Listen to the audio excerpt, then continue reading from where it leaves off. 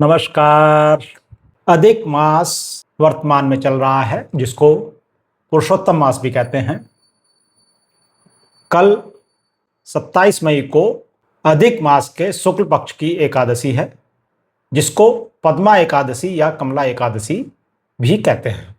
पद्मिनी एकादशी, कमला या पुरुषोत्तम एकादशी की विस्तृत कथा इस प्रकार है।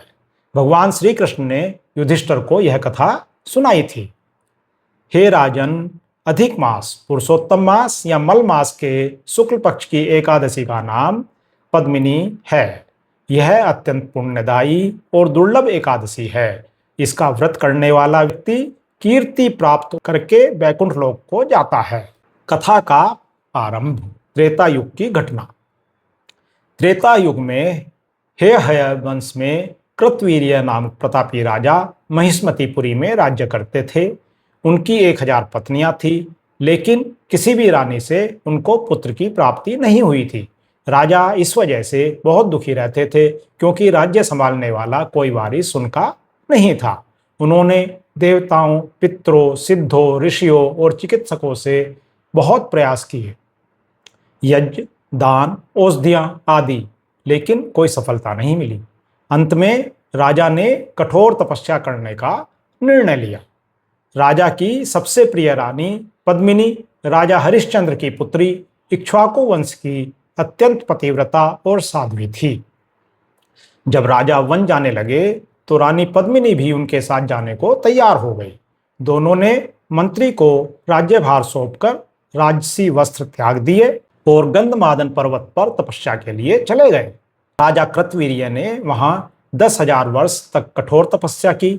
उनका शरीर हड्डियों का ढांचा मात्र रह गया, लेकिन पुत्र की प्राप्ति नहीं हुई। एक दिन अनुसुईया, महर्षि अत्रि की पत्नी सती अनुसुईया वहां पहुंची। रानी पद्मिनी ने उन्हें अपना दुख सुनाया। अनुसुईया जी ने कहा, हे पद्मिनी, 12 मास से भी अधिक फलदायी मल मास अधिक मास होता है, जो लगभग 32 या 33 मास के बाद आता है। इस मास के शुक्ल पक्ष में पद्मिनी एकादशी का व्रत रखो। इस दिन निराहार रहकर रात्रि जागरण करो और भगवान विष्णु की पूजा करो। इससे निश्चित रूप से तुम्हारी मनोकामना पूरी होगी। रानी पद्मिनी ने अनुसुईया जी के निर्देश अनुसार श्रद्धा और विधि विधान से पद्मिनी एकादशी का व्रत किया। उन्होंने पूरे दिन उपवास रखा, रात्रि में जागरण किया, भगवान विष्णु की पूजा की, तुलसी दल चढ़ाए और विष्णु भजन किए। उनकी भक्ति से प्रसन्न होकर भगवान विष्णु केशव गरुड़ पर सवार होकर प्रकट हुए और बोले, हे पद्मिनी, मैं तुम्हारी भक्ति से बहुत प्रसन्न हूँ। तुम्हें एक अत्यंत बलवान, शक्तिशाली और यशस्वी पुत्र प्राप्त होगा, जिसकी तुलना तीनों लोकों में कोई नहीं कर सकेगा। भगवान के वरदान से रानी पद्मिनी को गर्भ धारण हुआ और समय पर उनके गर्भ से कार्तवीर्य अर्जुन सहस्रार्जुन का जन्म हुआ। पुत्र की महिमा। कार्तवीर्य अर्जुन अत्यंत बलवान हुए। उन्होंने पूरे पृथ्वी पर विजय प्राप्त की। एक बार उन्होंने रावण, जो उस समय बहुत शक्तिशाली था, उसको भी युद्ध में पराजित कर जेल में बंद कर दिया था। रावण के दादा महर्षि पुलत्स्य जब कार्तवीर्य के पास आए और रावण को छोड़ने की प्रार्थना की, तब राजा ने उन्हें सम्मानपूर्वक रावण को मुक्त कर दिया। भगवान कृष्ण ने कहा, हे युधिष्ठिर, जो व्यक्ति श्रद्धा से पद्मिनी एकादशी का व्रत रखता है, उसे संतान सुख, यश, कीर्ति, समृद्धि, शत्रुनाश और अंत में वैकुंठ लोक की प्राप्ति होती है। यह व्रत विशेष रूप से संतानहीन दंपतियों के लिए अत्यंत लाभकारी है। इस कथा को एकादशी के दिन सुनने, पढ़ने मात्र से भी भगवान विष्णु प्रसन्न होते हैं और पापों का नाश होता है। यह कथा विभिन्न पुराणों, स्कंद पुराण, पद्म पुराण आदि और भक्ति ग्रंथों में वर्णित है। इसलिए जो व्यक्ति श्रद्धा से इस व्रत को करता है, उसकी सभी मनोकामनाएं पूर्ण होती हैं। 27 मई को अधिक मास के शुक्ल पक्ष की एकादशी है, जिसको पद्मा एकादशी या कमला एकादशी भी कहते हैं। सामान्यतः वर्ष में 24 एकादशियां होती हैं, लेकिन जब अधिक मास या मलमास या पुरुषोत्तम मास आता है, तब इनकी संख्या बढ़कर 26 हो जाती है। यह बहुत दुर्लभ मानी जाती है क्योंकि अधिक मास लगभग 3 साल में एक बार आता है। अधिक मास में 2 एकादशियां होती हैं, जो पद्मिनी एकादशी शुक्ल पक्ष और परमा एकादशी कृष्ण पक्ष के नाम से जानी जाती है। इस एकादशी के व्रत से मनुष्य विष्णु लोक को जाता है। इस एकादशी के व्रत का विधान विष्णु जी ने सर्वप्रथम नारद जी से कहा था। यह विधान अनेक पापों को नष्ट करने वाला तथा मुक्ति और भक्ति प्रदान करने वाला है। 27 मई 2026 को पद्मिनी कमला एकादशी है। कमला एकादशी के व्रत की विधि इस प्रकार है। दशमी वाले दिन व्रत को प्रारंभ करना चाहिए। इस दिन कांसे के पात्र का किसी भी रूप में प्रयोग नहीं करना चाहिए तथा मांस, मसूर, चना, कोदो, शहद, शाक और पराया अन्न, इन सभी खाद्यों का त्याग कर देना चाहिए। इस दिन हविष्य भोजन करना चाहिए और नमक नहीं खाना चाहिए। दशमी की रात्रि को भूमि पर शयन करना चाहिए और ब्रह्मचर्य पूर्वक रहना चाहिए। एकादशी के दिन प्रातः नित्य क्रिया से निवृत्त होकर दातून करनी चाहिए और 12 बार कुल्ला करके पुण्य क्षेत्र में जाकर स्नान करना चाहिए। उस समय गोबर, मृतिका, तिल, कुश, आमल की चूर्ण से विधि पूर्वक स्नान करना उत्तम बताया गया है। स्नान करने से पहले शरीर पर मिट्टी का लेप लगाकर उसी मिट्टी से प्रार्थना करनी चाहिए, हे मृत्तिके, मैं तुमको प्रणाम करता हूँ, तुम्हारे स्पर्श से मेरा शरीर पवित्र हो।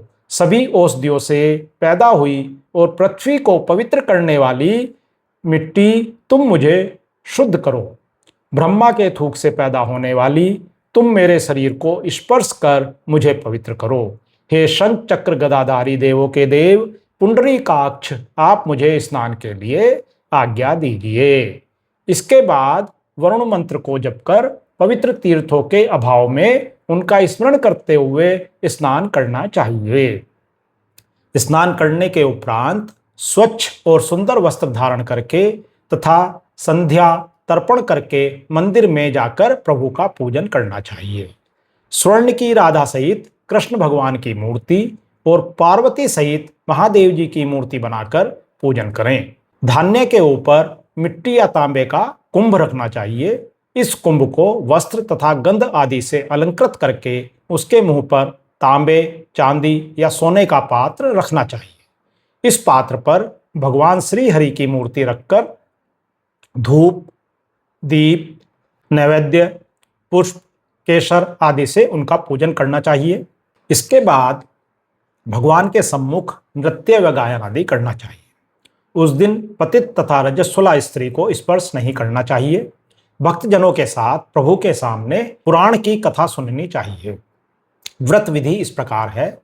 दशमी तिथि से संकल्प लें और सात्विक भोजन करें, नमक रहित भोजन करें। एकादशी को निर्जल या फलाहार व्रत रखें। अधिक मास की शुक्ल पक्ष की पद्मिनी एकादशी का व्रत निर्जल रहकर करना अति उत्तम माना गया है। यदि मनुष्य में निराहार रहने की शक्ति न हो तो उसे जलपान या अल्पाहार से व्रत करना चाहिए। विष्णु जी की पूजा करें, तुलसी दल चढ़ाएं, विष्णु सहस्र नाम पढ़ें या सुनें जो भगवान विष्णु को अत्यंत प्रिय हैं। व्रत करने से वैकुंठ लोक की प्राप्ति होती है। पुराणों, स्कंद पुराण आदि में इसका विशेष महत्व बताया गया है। रात्रि जागरण, भजन कीर्तन करना चाहिए। रात्रि में जागरण करके नृत्य एवं गायन करके प्रभु का स्मरण करते रहें। प्रति पहर मनुष्य को भगवान श्री हरि या शंकर जी का पूजन करना चाहिए। इस व्रत से पापों का नाश, कीर्ति, संतान प्राप्ति, समृद्धि, लक्ष्मी प्राप्ति और मोक्ष की प्राप्ति होती है। पहले पहर में भगवान को नारियल, दूसरे पहर में विल्व फल व तीसरे पहर में सीताफल और चौथे पहर में सुपारी, नारंगी अर्पण करना चाहिए। इससे पहले पहर में अग्निहोम का, दूसरे में वाजपेय यज्ञ का और तीसरे में अश्वमेध यज्ञ का तथा चौथे में राजस्व यज्ञ का फल मिलता है। इस व्रत से बढ़कर संसार में कोई यज्ञ, तप, दान या पुण्य नहीं है। एकादशी का व्रत करने वाले मनुष्य को सभी तीर्थों और यज्ञों का फल प्राप्त हो जाता है। द्वादशी को व्रत का पारण करना चाहिए। इस प्रकार सूर्योदय तक जागरण करें और स्नान करके ब्राह्मणों को भोजन कराएं। सभी पदार्थ भगवान की मूर्ति सहित ब्राह्मणों को देने चाहिए। इस तरह जो मनुष्य विधान पूर्वक प्रभु का पूजन और व्रत करते हैं, उनका जन्म सफल हो जाता है और वे इही लोक में अनेकों सुख भोग कर अंत में विष्णु लोक को जाते हैं।